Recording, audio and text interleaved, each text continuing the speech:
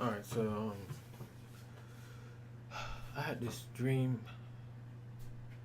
last night and I wanted to share it with you guys because I felt like the Lord wanted me to share it with you.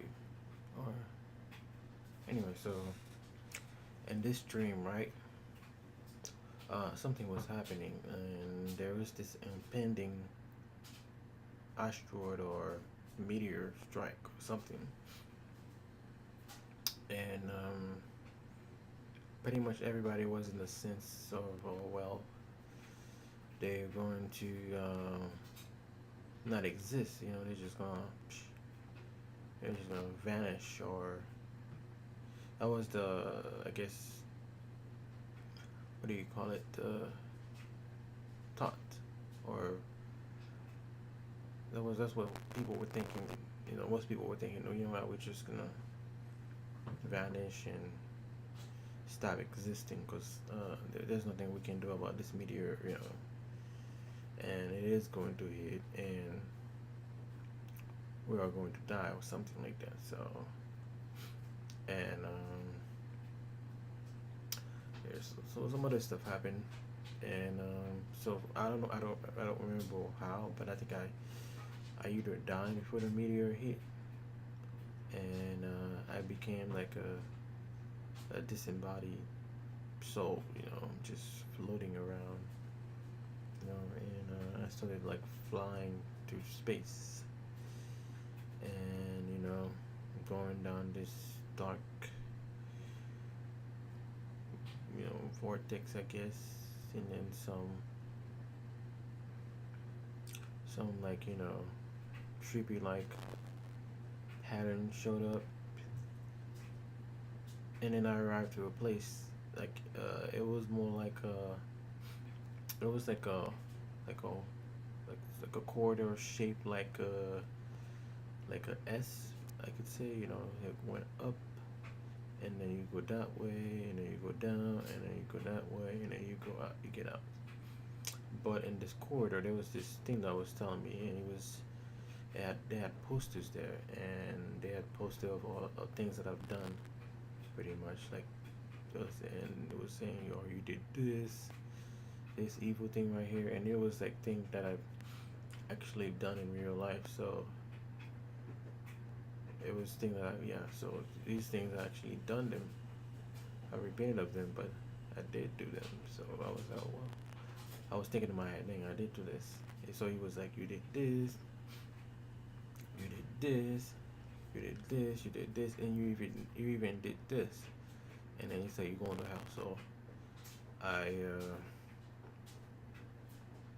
I started walking behind this being. At first, I was thinking maybe it was God telling me I did this.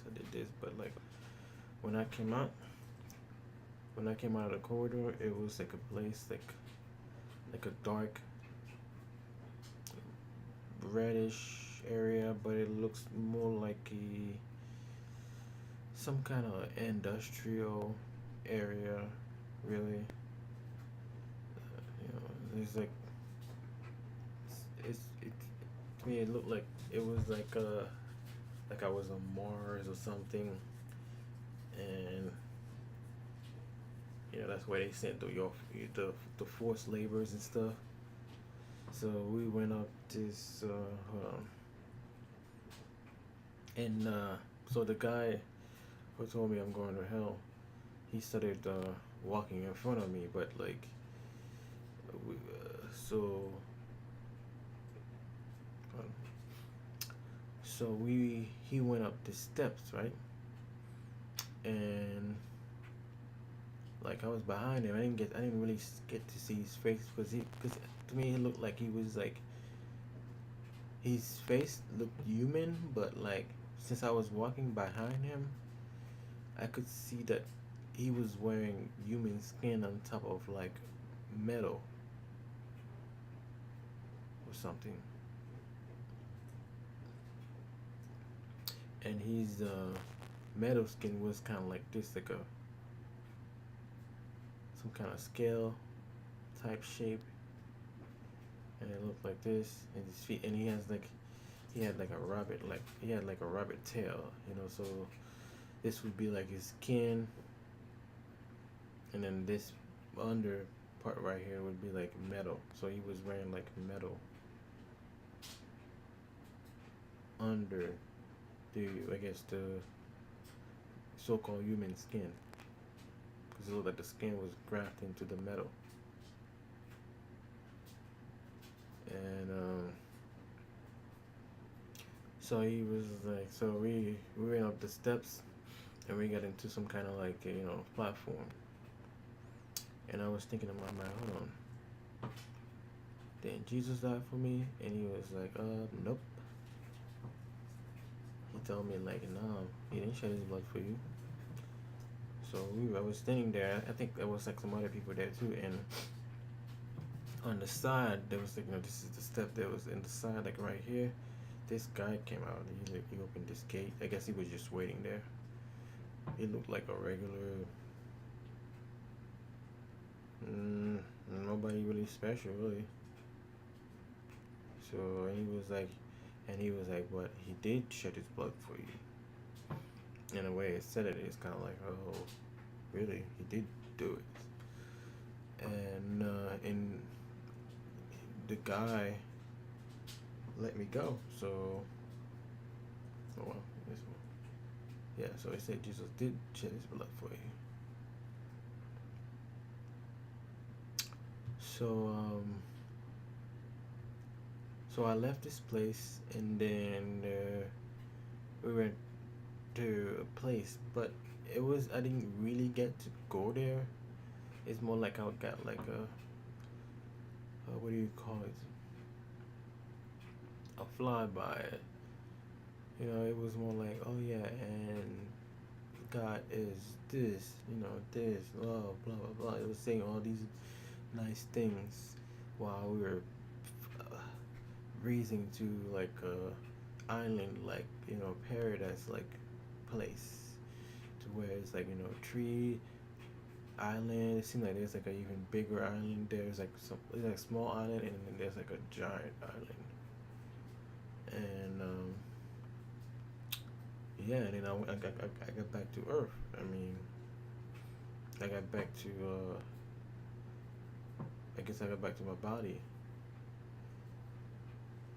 And yeah, that's all that happened. I don't know, for some reason I remember there was something to do with Star Wars, cause I don't. It's like there was so much going on while I was on Earth before I left for the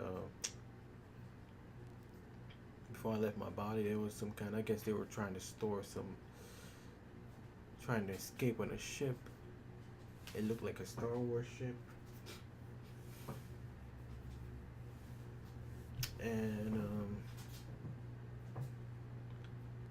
and Call of Duty was mixed into it somehow. It was like I was playing a video game, and then I somehow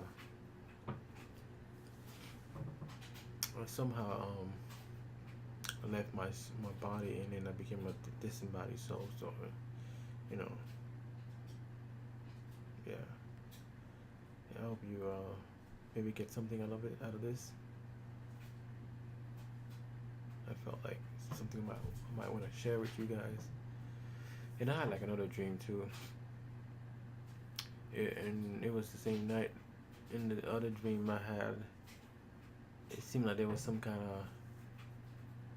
of epidemic going on. It was a long dream. There was a lot of stuff happening. It was like we were always running from something.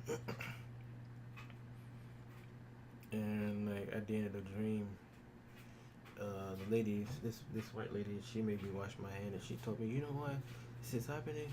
It's because the player is not playing at full potential, something like that. I don't know what. Well, I'm not 100% sure what she means, but I kind of have an idea. But she's saying the player's not playing. It's like the player's fault, really, because they're not playing the game right. This is why this is happening. So all this pestilence, all this stuff is because the players didn't play the game right or something. So, all right, thank you. Have a nice